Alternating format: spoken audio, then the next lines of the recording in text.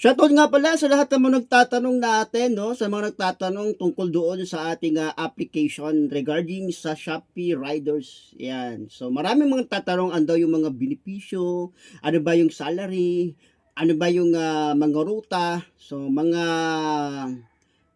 kadalasan tinatanong kapag mga nag-a-apply sila bilang isang riders under ng Shopee. Ang gusto ko lang pong ipaunawa sa inyo, kapag kayo po ay mag-a-apply bilang rider ng Shopee, kami po ay meron kaming mga third party, and then yung mga third party po natin ay yung tinatawag nating mga agency sa maikling, salita. Sila po yung nagpoproseso ng inyong mga aplikasyon para kayo po ay maging isang lehitimong rider ng Shopee. At marami po kaming mga iba't ibang klase ng mga agency na tumatanggap ng mga aplikasyon ng mga riders na gustong magtrabaho bilang mga Shopee riders dito po sa Daet, sa Labo, Santa Elena, Paracale at Panganiban. So, currently, meron po tayong tinatawag na apat na hub. Santa Elena, ang Talisay na andun ng Diet Hub, Labo at JPAG or Jose Panganiban. Yan. So kung willing po kayo na maging party ng ating hub na yan at gusto nyo maging Shopee rider, pwede nyo po akong i-PM at magsubmit kayo ng inyong resume. Make sure lang po na meron po kayong currently kayo po ay non-pro driver license holder. O kung mas maganda, kung kayo po ay pro, mas maganda po yun. Pero sa ngayon, ginatanggap po natin na ang isang aplikante dapat po ay meron siya pong driver license at least non-pro. So, yun po ang basic na requirements natin.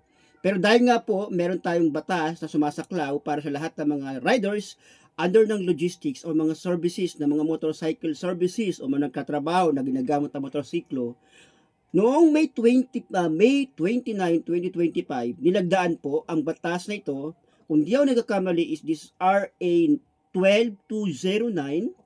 Dito po yung Information Act na nag-preserba para sa kaligtasan at safety ng mga riders natin na nagtatrabaho bilang mga motorcycle riders. At kasama po dyan ang mga logistics riders natin. Kaya naman po kinukonsider base po doon sa batas na dapat po ang isang rider ay dapat po naka-pro siya o hawak niya po ay ang driver license na professional driver license. Pero sa ngayon, tumatanggap po kami ng non-pro at pwede po kayo mag-apply, i-PM lang po ako. At kung may mga katanungan po kayo na gusto niyo pong malinawan o gusto niyo masagot, pwede ko po kayong i-endorse sa mga third-party provider natin na kung saan sila po yung mga sasagot sa inyong mga katanungan regarding sa sahod, ruta, o kung ano pa mang mga tanong na gusto niyo pong linawin at gusto niyo pong malaman.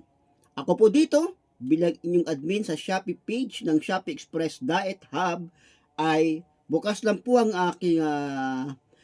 aking pagtulong at suporta sa lahat ng mga aplikante upang kayo ay maibigay sa mga ahensya na po pwedeng sumaklaw o kung po pwedeng tumanggap sa inyo bilang lehitimong Shopee riders. Kaya kung hindi ka pa Shopee riders, inaanyayahan ko po kayo na mag-apply sa akin at i-endorse ko po kayo sa aming mga agency at bahala na po silang tumawag sa inyo at makipag-usap kung ano man po ang mga katanungan na gusto nyong malaman regarding po sa pagiging isang Shopee riders. Kaya ano pang hinihintay ninyo? Apply na at sama-sama natin naharapin ang pag-asa ng pagiging isang totoong tunay na Shopee riders sa kalsada. God bless po.